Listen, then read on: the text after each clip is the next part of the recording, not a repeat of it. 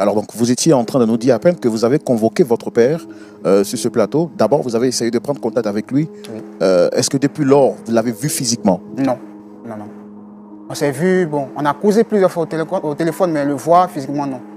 Ça sera franchement dit ma première fois, après l'acte qu'il a posé. Donc je souhaite vraiment qu'il soit là.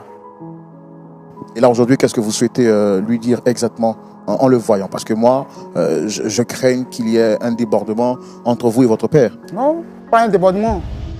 Mais j'aimerais connaître réellement les motivations de mon père, en fait. Peut-être sans doute que j'ai pu faire quelque chose de mauvais à papa, pour qu'il puisse agir de la sorte. Ça, moi, je ne sais pas. Mais qu'il vienne réellement me dire en face, mon fils Ruben, qu'est-ce que tu as pu bien faire à papa, voilà pourquoi j'ai posé tel acte. C'est tout mon souhait, c'est tout mon vœu.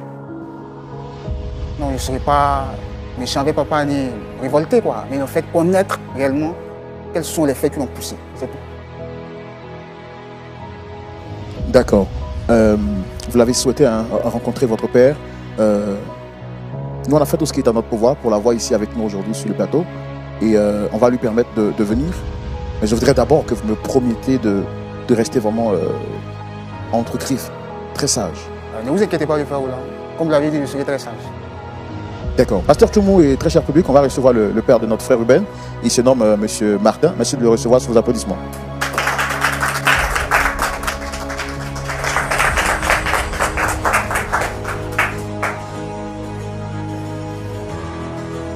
Monsieur Martin, shalom. Shalom. Vous allez bien, j'espère? Ouais, super, tranquille, ça va, je vais très bien. En tout cas, on est très content de vous avoir avec nous ici sur ce plateau. Je suis le frère Roland, présentateur de l'émission Point d'accord, qui est une émission qui nous permet d'échanger en famille pour trouver des solutions aux problèmes qui nous sont proposés. Ok. En face, vous avez le pasteur consultant, le pasteur Jean-Yves Tchoumou, qui, après vous avoir écouté, va donc nous aider à trouver une solution, mais sur la base de la parole de Dieu. D'accord. Alors, vous reconnaissez le monsieur juste à côté ici? Oui, c'est mon fils. C'est mon fils. Effectivement, c'est lui mon père. C'est mon fils. Ben ouais. C'est mon fils. Vous êtes content de le voir? Vous êtes surpris? Quel est le sentiment qui vous anime à l'instant précis? Je suis surpris que je sois convoqué ici. S'il y a un problème au niveau de la famille, il n'a qu'à me contacter. Ben, je suis contacté par l'Église. Par respect pour Dieu et pour les pasteurs, j'ai accepté de venir comparaître, je peux dire ainsi, sur la place publique pour savoir de quoi il est en question, de quoi il est retour. Voilà le but de ma présence. C'est quand la dernière fois où vous l'avez vu physiquement comme ça, de visu? Il y a 9 mois. Il était en prison. Et la dernière fois, quand on s'est vu, malheureusement, c'était dans des situations tendancieuses, je dirais. Mais vas-y papa, lâche le morceau quand même, vas-y. S'il te plaît, ne m'interromps pas quand je parle. C'est une situation tendancieuse et tout fâché, il est parti de la maison. Compte tenu de mes occupations. Mais papa, dis ce que tu as fait. C'est pas le plus important. Non, le plus important, mon, tu es là, le plus important, c'est de relater les faits. Je pense qu'on va laisser papa s'expliquer. Non, mais papa peut parler, c'est pas pour qu'on tourne autour du pot. D'accord. Il peut aller droit au but. D'accord, je pense qu'on va lui laisser quand même le temps de s'exprimer. Évidemment. Et donc je disais que dans une situation tendancieuse et douteuse, il s'est emporté, il est parti.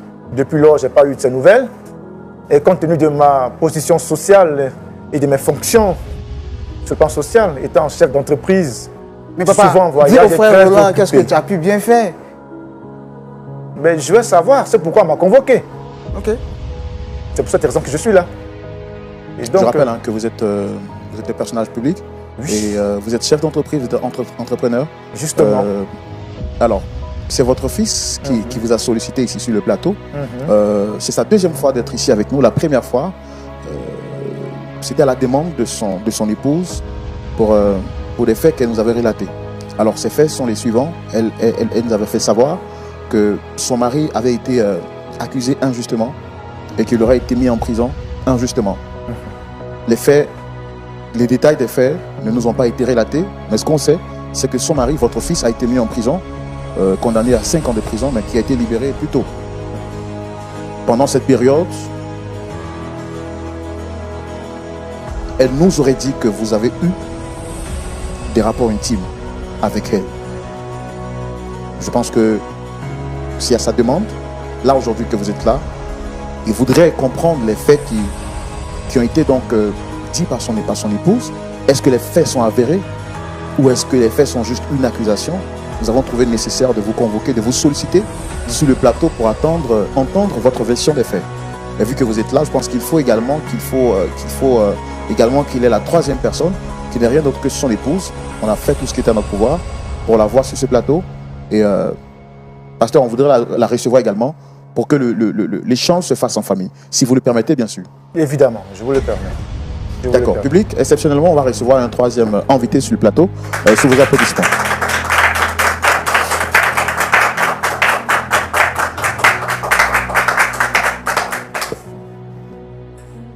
Shalom, comment est-ce que vous allez?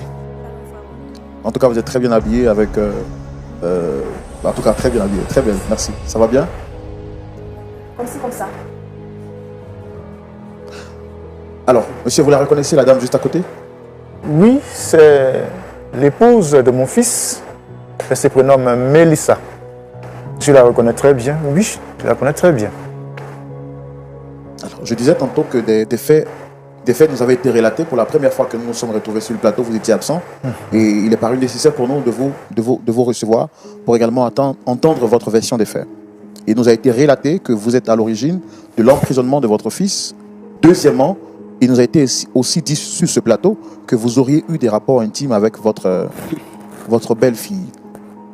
Est-ce vrai toutes ces accusations portées à votre égard? Ruben, Oui, papa? on aurait pu discuter de cela à la maison. Est-ce que c'était nécessaire d'exposer nos problèmes de famille aux yeux de tout le monde? Oui, pour moi, c'était nécessaire. Parce que moi, je me demande au fond de moi, est-ce que tu trouves normal de sortir avec la femme de ton enfant, ton fils? Mais papa, là, est-ce que tu constates que tu m'as humilié? Non, pas du tout. Tu m'as confié, moi, ton enfant. Je qui m'a donné vie. Je vais recadrer le débat. Ok? D'accord, monsieur. On va aller dans le contexte social de la chose. Voici mon fils qui est là, que j'ai envoyé faire des études en Europe pour pouvoir prendre ma place plus tard à la tête des entreprises. Je l'ai formé, éduqué pour cela. Mais non, monsieur se lève. Mieux, il devient mon concurrent. Il crée une autre entreprise similaire à la mienne et qui, par la suite, me fait perdre des marchés. Pire encore, il s'approprie mes partenaires. Ce qui est inconcevable. Cette même entreprise qu'il a été de combattre, et c'est la même qui va diriger plus tard. Étant un père, j'ai décidé de corriger mon fils pour ce comportement déshonorant. Alors, il a fallu trouver quelques personnes, ça et là, pour lui mettre de la drogue dans sa voiture. Et sur un coup de fil anonyme, la police l'a interpellé. Ceci étant, il a été jugé et condamné pour 5 ans.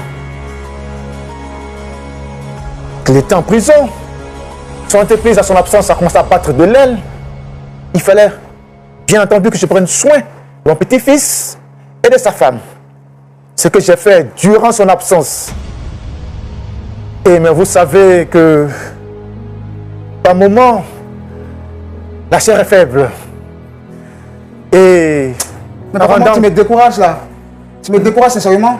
Donc, le seul fait que j'ai décidé de ne pas suivre tes traces, tu as augmenté tous ces coups bas pour me mêler de ma famille. Quand un jusqu'à enfant... mettre un délit de drogue sur moi, ton enfant. Quand un enfant décide de j'ai passé 9 mois en prison, papa, tu trouves cela normal? Non, c'était une correction. Comment c'est une correction? De mon pouvoir et de mon poste d'homme politique, j'ai donné des ordres qu'on ne atteinte pas à ta vie. Et donc c'était une correction. Ça te sert de leçon. On ne s'oppose pas à son père.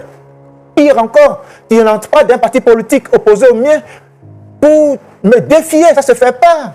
Il fallait te recadrer. Et c'est ce que j'ai fait. J'assume pleinement ce que j'ai fait. Et donc je disais, pour revenir à l'histoire, qu'il fallait bien s'occuper de Mélissa et de mon petit-fils. Il a gâté sa femme en lui offrant des bijoux, des un confort de luxe et le peu d'argent qu'il avait laissé commençèrent à tarir. Il n'y a plus de revenus. Et donc, il fallait faire face aux besoins. Et donc, par moments, dans mes virées nocturnes, après les réunions, je passais souvent de temps à la maison et à la chambre d'amis. Et donc, par moments, je profitais pour dormir. Et le vin aidant, j'ai commencé à avoir des pulsions sexuelles pour ma belle-fille. Ah bon? Et c'est en cela que tu es sorti avec ma femme? Je ne dirais pas ça, c'est juste pour combler le devoir que tu ne pouvais pas accomplir. Mais papa, tu n'as pas moi quand même. Mais non, c'est un devoir pour moi de prendre soin de l'enfant et de ta femme. À imaginer un seul instant que je n'étais pas présent. Et pour les charges fixes de la maison, elle aurait pu aller se prostituer dehors. Et c'est encore plus scandaleux pour mon image. Mais papa, tu pouvais quand même aider ma femme sans sortir avec elle. Mais non, la chair est faible. Mais comment la chair est faible? C'était un plaisir, c'était un plaisir c'était une pulsion sexuelle, voilà. Monsieur Martin, à vous entendre parler, vous prenez plaisir. Est-ce que vous n'avez aucun regret de ce que vous avez fait? Non, je dis que c'était un plaisir. C'était pas prémédité. Voilà. C'était pas prémédité. Mais c'est de sa faute. C'est de sa faute. Il n'était pas présent. Il n'assumait pas ses rôles. Il fallait bien l'accomplir. Je l'ai fait dans tous les sens. Ah bon, voilà. dans tous les sens? Voilà, j'ai assumé mes fonctions dans tous les sens. En humiliant ton fils, en coquifiant ton enfant. Non, je t'ai pas humilié. Je ne vais pas me calmer, chérie. Moi, tu m'as déçu. Non, j'assumais mes devoirs, c'est tout. Alors, ce que moi je voudrais vous demander, je voudrais demander à mon très cher ami Ruben de se calmer. Est-ce que vous regrettez d'avoir mis votre fils en prison inutilement? Vous avez gâché son casier judiciaire. Non, pas inutilement. C'était pour le recadrer, je le dis. C'était pour le recadrer. Il allait dans le mauvais chemin. Est-ce que votre fils était obligé de suivre, de marcher dans vos bottes? N'est-ce pas qu'un père est très fier quand il voit son fils se développer de ses propres ailes? Mais pas être mon concurrent. Mais papa, il pouvait créer une autre activité qui encore va grandir l'entreprise familiale. Mais pas être mon concurrent. Mais papa, tu oublies que c'est toi-même qui m'as mis dans oui, j'étais fort, même tu m'as formé, diriger l'entreprise. Et pas la fait tomber. Mais papa, tu peux quand même comprendre que moi, ton enfant, je ne suis pas obligé de marcher selon tes pas. Je ne suis pas quand même obligé de marcher selon tes pas. Mais tu as besoin de ma bénédiction. Mais papa, il y a mes soeurs qui sont là. Oui, mais c'est des femmes. Après, elles vont aller passer dans d'autres personnes. Ils vont envier leur position sociale. Les maris, ils vont venir. C'est pour juste les courtiser, les enceinter. Et puis, voilà, ils ne seront pas disposés à faire fructifier l'entreprise. Et puis, ça va faillir. Non, ce n'est pas possible. Tu ne peux pas permettre cela. Non. Il fallait recadrer les choses. On comprend que vous ayez voulu sanctionner votre enfant. Mais en vous entendant parler, on ne voit aucun remords sur votre visage. Est-ce que vous regrettez d'avoir eu des rapports avec la femme de votre fils? Parce que vous dites que la chair est faible, mais d'après ce qu'elle nous disait, elle nous a raconté, ce n'est pas une seule fois. Oui, mais après, même elle a pris goût. Ah bon? Ouais, après, elle a pris goût. C'est vrai, ça, Mélissa? Arrêtez ça, non, c'est pour te provoquer. Après, elle a pris goût. C'est vrai que je suis de certain âge, mais j'ai encore ma vitalité. Non, mais ne me touche pas quand même. Après, là, mon père me dit que tu prenais goût à coucher avec lui pendant mon absence. Tu pouvais quand même lui dire non? Tu pouvais quand même lui dire non? Il n'y avait plus de revenus. Même s'il n'y avait plus de revenus, c'est quand même mon père. Tu pouvais quand même demander de l'argent à l'un de mes amis, Pierre par exemple. Mais personne ne voulait m'aider. Mais tu pouvais avoir quand même ta famille pour t'occuper de l'enfant. Pas accoucher jusqu'à accoucher avec mon père. Et en plus, notre vie conjugale. Tu trouves cela normal, Mélissa, dis-moi? Maintenant, dis-moi, de moi et mon père, avec qui tu veux partager le reste de ta vie? Mais est-ce que c'est avec toi? Tu es sûr? Tu es sûr de toi, Mélissa? Pendant 9 mois, tu as passé tout ton temps à me coquifier. Pendant 9 bons mois, où je croupissais en prison. Oui, mais la nature aurait du vide. Mais papa, arrête ça, papa. Mais papa, tu me sors par les portes, tu te comptes, papa. Non, la nature aurait du vide. Non. On ne dit pas ça. Mais tu n'étais pas là. Tu n'étais pas là. Et le fait que votre fils ne soit pas là, est-ce que ça justifie le fait que vous ayez des rapports avec votre fils? C'est grave ce que vous dites. Et cela peut avoir des répercussions sur votre entreprise. Je le dis et je le répète, c'était une faiblesse. Voilà, c'est passager. Il est revenu, il va continuer dans son devoir de père, voilà, et de mari, voilà. Je suis revenu et je vais continuer. Oui, bien sûr, tu vas continuer. Avec ma femme. Mais c'est ta femme, voilà. Comment ma conscience me gronde? On va essayer de se calmer. Dame Mélissa, essayez de vous rasseoir, s'il vous plaît. Aidez-la à se relever, s'il vous plaît.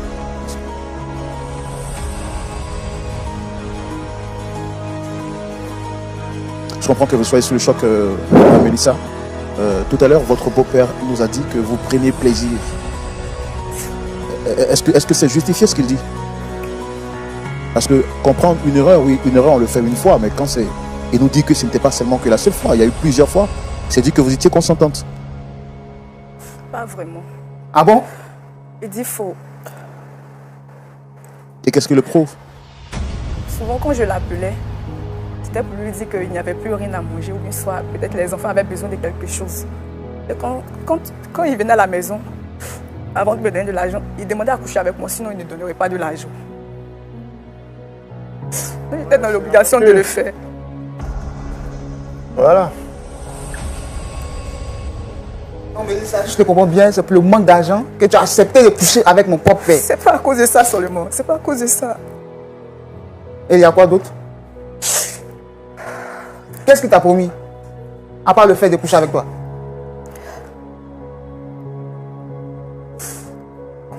Quand tu es allé en prison, ils avaient tout saisi. Parce que ils disaient que c'était grâce à l'argent de la drogue que tu avais acheté la maison, les trucs et autres. Donc, ils avaient saisi. Il m'a dit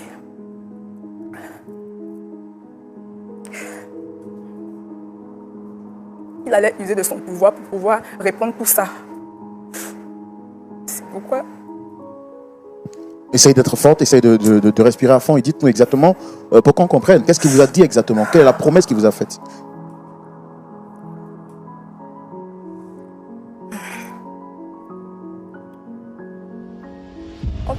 Quand mon mari est parti en prison, ils avaient saisi la maison et puis d'autres choses, tout ça. Donc, le monsieur qui est assis là, Mais c'est ton beau-père? c'est pas mon beau-père. Qu'est-ce qu'il vous a dit exactement, madame? C'est ce que nous on veut comprendre. Quelle est la promesse qu'il vous a Il m'a donnée? dit qu'il allait user de son pouvoir pour pouvoir prendre tout ce que les choses, la police avait mis le bras dessus. Donc, il allait répondre tout et puis faire sortir mon mari de prison. Donc vous avez accepté d'avoir des rapports avec lui dans l'espoir de pouvoir revoir votre mari sorti de prison et avoir donc accès à ses biens. Oui.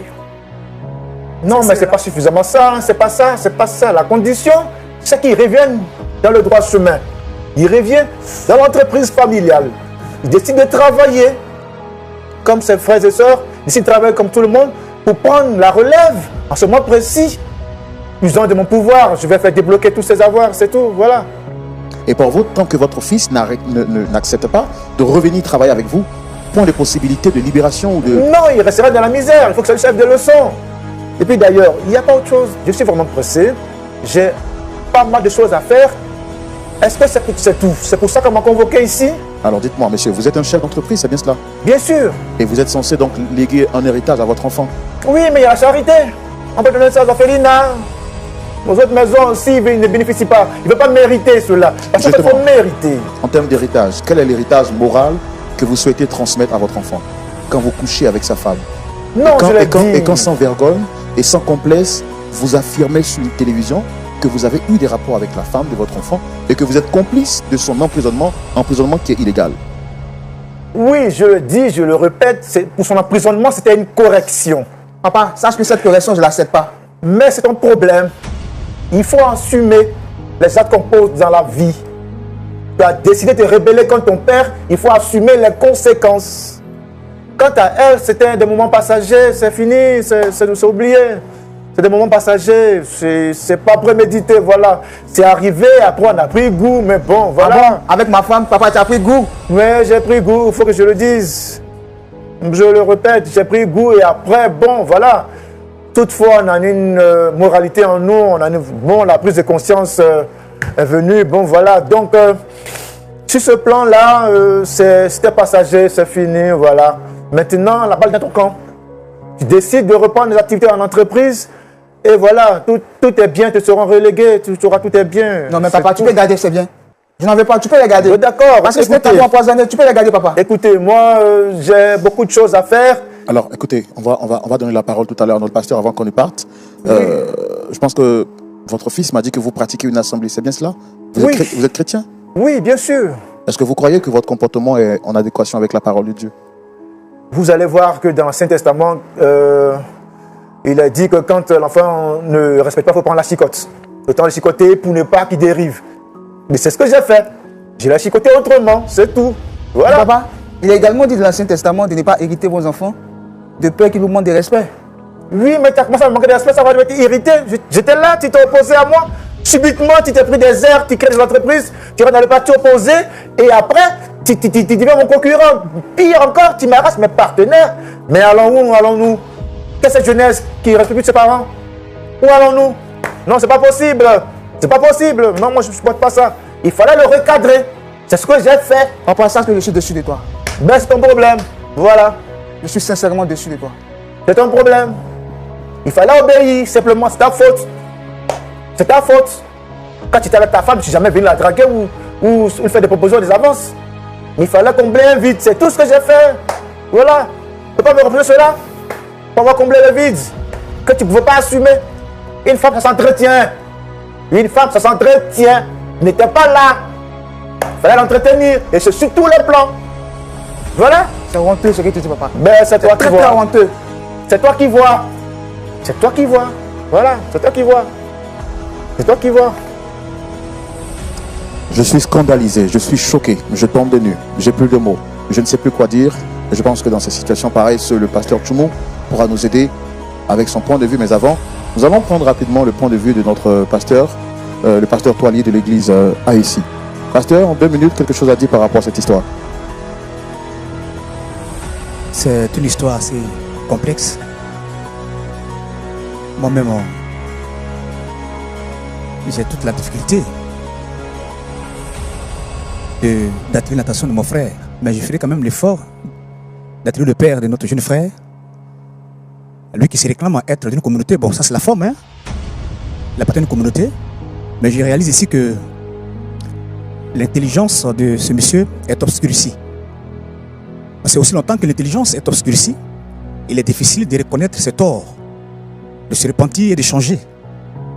Mais là, il expose ses prouesses avec une certaine aisance, ce qui est en contradiction avec la vérité de la parole de Dieu.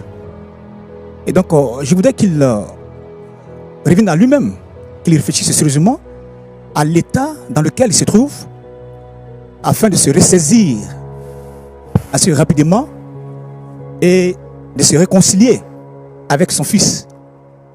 Parce que quand on suit effectivement la genèse des circonstances qui ont amené le père à envoyer le fils en prison, mais franchement c'est inadmissible, c'est inacceptable de mettre de la drogue avec ses réseaux, sous le prétexte que c'est une manière de le corriger. Je pense que là, le père a manqué véritablement d'un véritable fondement de la parole. Parce que celui qui est dans la parole de Dieu, il lui est difficile effectivement, quelles que soient les pressions de la vie, les aléas de la vie, de se mettre dans cette posture. Et voilà ce que je peux dire, afin que vraiment le père se ressaisisse. En tout cas, merci beaucoup, pasteur Toili. Vous l'avez dit, il faut effectivement que le père de notre ami Ruben se ressaisisse. Est-ce que le pasteur Tchoumou partage le même avis, le point de vue de notre pasteur consultant dans la rubrique à la loupe de la parole? Et c'est maintenant. Pasteur Tchoumou. Oui, mon frère Roland. Monsieur Ruben, qui était déjà venu sur ce plateau, revient encore aujourd'hui, cette fois-ci, en présence de sa femme et de son père. Son père confirme avoir eu des rapports avec la femme de son fils, parce que, dit-il, la chair est faible. Secondo, il affirme, mordicus, qu'il a été à l'origine de l'emprisonnement de son fils, simplement parce que celui-ci a osé le défier. Et pour lui, c'est une correction. Pasteur, nous sommes suspendus à vos lèvres. Qu'est-ce que vous avez à nous dire? Merci, Roland. Ruben, Oui, papa. aujourd'hui, là, tu es venu, c'est pourquoi? Je suis venu dans le but de connaître réellement les motivations de mon père qui l'ont poussé à coucher avec ma femme. C'est tout. Est-ce que, après votre passage ici, tu as pu parler avec ta femme? Est-ce que vous vous êtes entendu sur un point? Avec ma femme, non. J'ai plutôt parlé avec notre famille, la famille élargie, et avec nos pasteurs. D'accord. Je vais dire 2 choses. La première chose, c'est que tu étais en prison. Et tu es revenu de la prison. Nous avons parlé ici. Nous t'avons demandé de pardonner à ta femme.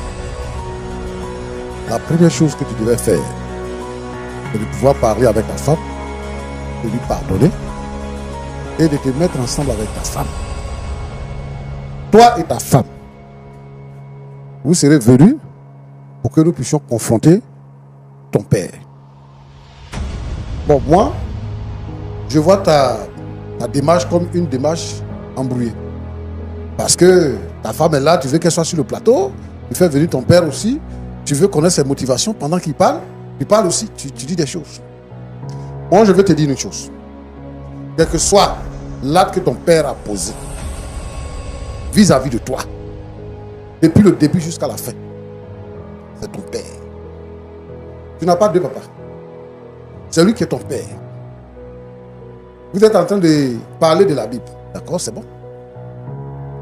Dans la Bible, est-ce qu'il a été écrit il faut respecter ton père, honore ton père s'il est bon avec toi? Est-ce que c'est ce qui est écrit? La Bible dit honore ton père et ta mère. Point.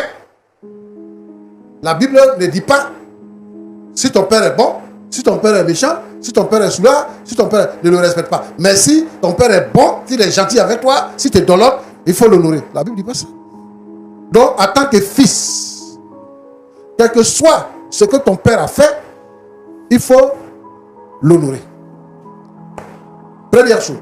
Deuxième chose, c'est que tu es déjà allé en famille pour parler.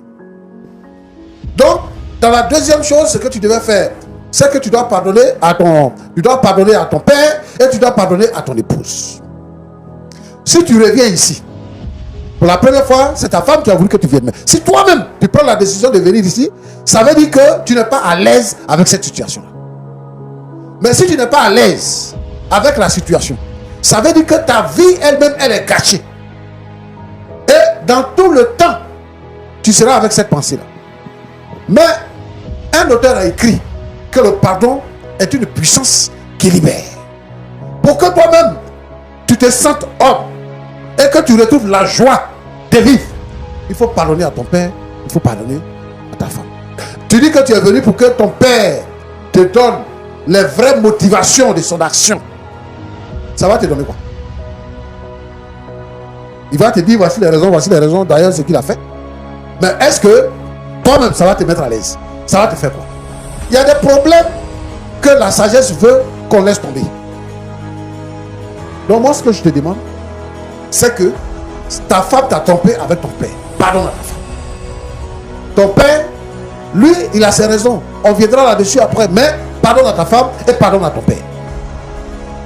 Quand Jésus dit, si quelqu'un t'a offensé, est-ce que Jésus donne les différentes offenses? Une offense est une offense. Comme dans ton cas, ton père t'a offensé en couchant avec ta femme. Quelqu'un d'autre peut le faire. On a reçu des gens ici, sur le plateau, les frères les ont coquifiés, et tout ça, et tout ça. Ça fait partie de la vie. Dans la vie, là, il y a des problèmes qu'on rencontre. Il y a des choses qu'on sait. Il y a des choses qu'on ne peut jamais savoir. On va aller dans la tombe avec ça. Mais toi, Dieu a permis que tu découvres ce qui était caché. Dis gloire à Dieu. Et remets ton sort à l'Éternel. La Bible dit, recommande ton sort à l'Éternel, mets en lui ta confiance et il agira. Donc, je veux que tu sois capable de pardonner à ta femme et de pardonner à ton père pour que tu vives heureux. Ta femme dit que elle a été harcelée. Elle était seule. Il n'y avait personne pour l'aider. Ni tes parents, ni ses parents, ni tes amis, ni l'église. Personne pour l'aider. Elle était seule à la maison. Tu es parti en prison pour 5 ans. Le monsieur, il vient là-bas. Il la menace. Il fait tout. Elle n'a pas un endroit où aller. Toi, ce que tu vois là, c'est parce que ton père dit qu'il a pris plaisir à ça. Coucher une fois avec une femme et puis coucher plusieurs fois avec elle. La différence, c'est où? Le plus important, c'est coucher. Donc maintenant, lui te dit que c'était passager, c'est passé. Pardonne à ta femme. C'est ta femme. Tout ça n'a pas péché. Elle a péché, elle demande pardon. Pardonne-lui. Sinon, toi aussi, tu deviens méchant. Mélissa. Aujourd'hui, tu es là. Et on peut dire que c'est une situation honteuse. Et le sort a voulu que tu t'asseyes entre les deux. Le père et le fils. Tu es la femme de ces deux-là. C'est-à-dire que tu connais chacun comment il est. Et c'est une situation honteuse. Femme, si tu aimes ton mari, si tu es chrétienne, quelles que soient les pressions qui vont venir. Jésus dit, homme de peu de foi, où tu as mis ta foi? Toi-même, tu étais prédisposé. Parce que tu n'as pas regardé au Seigneur, tu as regardé au bien. Les biens là, c'est pour ton mari. C'est pas pour toi. Si son père te menace, toi aussi, oppose-lui un refus. Si tu vois qu'il a, si tu es à la maison, tu boucles les portes. Et il ne peut pas avoir assez à toi. Le Seigneur va pouvoir tes besoins. Mais c'est parce que tu n'as pas fait confiance au Seigneur et que tu as regardé dans la main de ton beau-père. Il y a des femmes, Roland. C'est-à-dire que les femmes là, quand elles sont là, la solution de leurs problèmes, c'est l'argent des garçons. Donc elles sont capables de se donner à n'importe qui. Même s'ils ressemblent à un singe. Elles sont capables. Parce que c'est l'argent des garçons et regarde. Or, on peut avoir l'argent. Nous là, le Seigneur pouvoir chaque jour à nos besoins. Et il faut faire confiance au Seigneur. Parce qu'il est le pourvoyeur. Je vais décourager toutes les jeunes filles, toutes les femmes qui pensent que on peut prendre des raccourcis, tromper son mari, avoir des rapports sexuels avec des gens ça et là pour pouvoir subvenir à leurs besoins. C'est une fausse idée. Le diable fait naître ça en nous. Mais si on fait confiance au Seigneur, le Seigneur va nous donner l'intelligence de fructifier des biens pour vivre. Et ça, il fallait que tu le fasses. Malheureusement, tu ne l'as pas fait. Mais bon, on va faire comment? Comme tu as demandé pardon à ton mari, je pense que ton mari t'a pardonné. Monsieur quoi? Comment il s'appelle? Martin. Comment? Martin. Martin. Martin. Voilà l'image que la civilisation nous apporte. Ouais. Des hommes éduqués qui sont partis à l'école, qui sont devenus des hommes responsables dans la société, qu'on respecte. Lorsqu'on a des manifestations, on s'en va les chercher pour venir parrainer nos cérémonies. Des gens à qui on peut se référer. Des gens à qui on confie la destinée de notre pays. Voici des gens comme ça. Comment un père, tu imagines que moi, je vais coucher avec la femme de mon fils? Comment un père, un directeur de société, un responsable, qui dit que mon fils m'a désobéi. Donc parce qu'il m'a désobéi, je voulais lui faire la leçon. Ça c'est quelle leçon? Un père qui est pervers, immoral. Non, mon frère, tu n'as aucun mérite. Ça veut que le dites. Et toi, tu as besoin d'aller en prison. Comment tu peux coucher avec la femme de ton fils? Tu n'as pas de femme? Toi, tu as l'argent. Toutes les femmes que tu veux dans le pays ici, là, tu vas les conquérir pour les avoir. Mais tu viens coucher avec la femme de ton fils. Roland te demandait tout à l'heure, c'est quel héritage moral que tu vas laisser à ton fils? Et tu penses que c'est quelque chose qui va passer comme ça? Dieu qui est là, Dieu là, il venge ses enfants. Hein? L'enfant est meurtri. L'enfant est meurtri. Il y a des voix, plusieurs fois pour dire à ton enfant que non. Ou bien même tu peux fondre la société de ton fils dans ta société. Ça, tu peux le faire. Mais toi, tu trouves... Regarde comment il te parle. Il te regarde plus comme son père. Hein? Il te regarde comme son rival. Et ça te plaît. Celui qui voit. En plus, il n'a même pas de remords. Bon, maintenant, comment tu veux que ton fils travaille avec toi? Mais qui vient travailler comme tous les autres employés. Mais qui vient travailler. Regarde, pardon. Il faut laisser l'enfant tranquille.